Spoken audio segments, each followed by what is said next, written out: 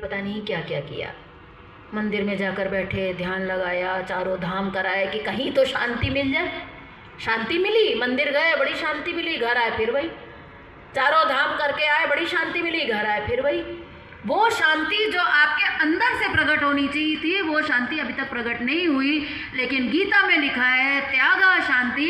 आधी रोटी का भी अगर आप त्याग करना सीख जाएंगे, अपने हिस्से में से आपने त्याग किया है, तो कहते हैं त्याग आपने किया है तो आपके जीवन में शांति घर बैठे आ जाएगी।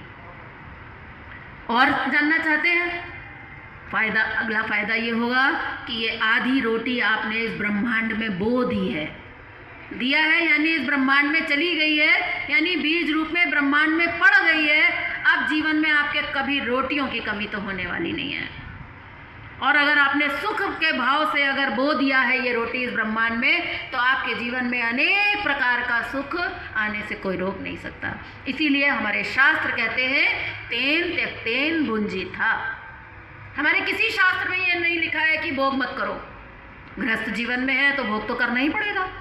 बढ़िया खाना भी पड़ेगा, बढ़िया मकान भी बनाना पड़ेगा, बढ़िया गहना साड़ी कपड़ा शादी ब्याह सब करना पड़ेगा, क्योंकि हम गृहस्थ में हैं। या तो हम संन्यास ले लें। तो हमारा कोई शास्त्र ये नहीं कहता है कि तुम भोग मत करो। रामचरितमानस में राम राज्य में लिखा है कि बहुत भोग थे, नंदगांव में बहुत भोग थे, नंद जी के पास कोई कमी नहीं थी, भगवान कृष्ण को कोई खाने पीने की कोई कमी नहीं थी। लेकिन हमारे शास्त्र कहते हैं कि एक काम तो करना पड़ेगा, तेन त्यक्तेन भुंजीथा। भोग करो, लेकिन भोग से पहले त्याग करो।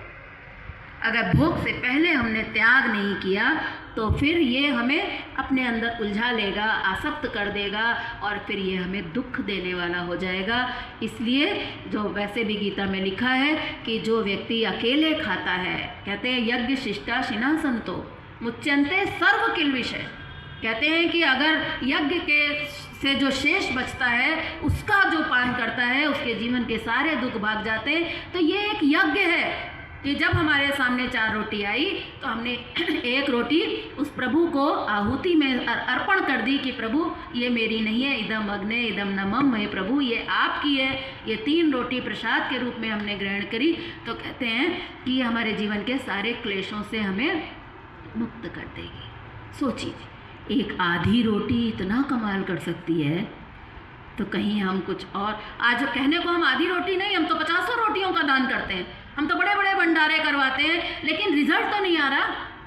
रिजल्ट अगर आपको चाहिए तो उसमें त्याग शामिल करना पड़ेगा, हमें उसके विज्ञान को समझना पड़ेगा, और हमें भोग लगाकर इस प्रकार से जब आप खाना सीखेंगे। बहुत साल पहले मुझे याद है कि गणेश जी ने एक बार दूध पिया था। यहाँ पिया था कि नहीं पिया था ना? सभी मानते हैं ना, इस चीज़ को जानते हैं। तो लोगों ने इतना दूध पिलाया, इतना दूध पिलाया। मैंने सुना कि कैलेंडर में भी गणेश जी बने थे तो वो भी 1-1 लीटर दूध पी रहे थे। तो लोगों ने इतना दूध पिलाया कि दूध ही ख़त्म हो गया बाज़ार में। तो बाज़ार में दूध में पानी मिला मिला कर बिकने लगा। लोगों ने 2-2 लीटर पिलाया। पुण्य का मौका था तो कौन छोड़े। बच्चे ने दूध मांगा तो कह दिया नहीं आज तुम्हें नहीं मिलेगा, आज गणेश जी पिएंगे। बच्चे को मना कर दिया।